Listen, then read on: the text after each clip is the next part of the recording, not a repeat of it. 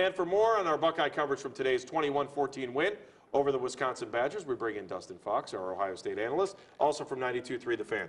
All right, so Ohio State's able to win in overtime today, but Braxton Miller did not have one of his finest performances. No, he didn't, and he found a way late in the game to make the good play. And you heard him in his post-game press conference earlier. He just didn't feel comfortable. Wisconsin was doing a good job, pretty much bottling him up. He didn't have a big day through the air. He only had 97 yards through the air.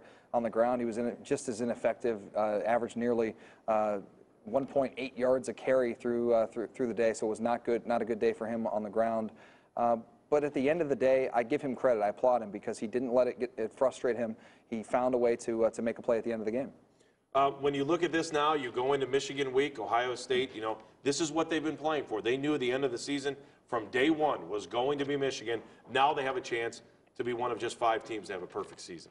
Yeah, I mean, that's what you're playing for. I think that's what Urban Meyer really told these guys when the season began was, look, we can't play for a national championship. All that we have to fight for is to win our side of the Big Ten, which is the Leaders Division, which they now have done, and then to fight to try and be undefeated and try to make the Associated Press make a tough decision at the end of the year, which it looks like it's going to be tough for that to happen, but you never know. You never know what can happen, but you're right. If you can be one of the 5 undefeated teams to ever play for Ohio State, that's a huge credit to his staff. It's a huge credit to, obviously, the seniors on this team and really just everyone involved in that program, because it's been a tough offseason, getting a new coach dealing with personnel that weren't his guys.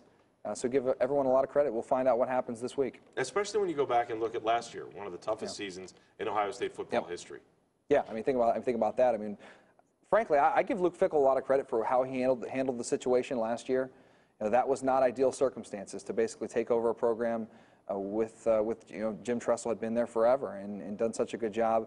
But then this year, you go from a 6-win season last year to where they're at now. It's remarkable, really, to think about where they came from last year to this year with pretty much the same guys. All right, Dustin, we will see you at 11:30 on Saturday morning when we give you our Ohio State pregame show. It'll be Ohio State and Michigan, and you'll be able to watch the game right here on News Channel 5.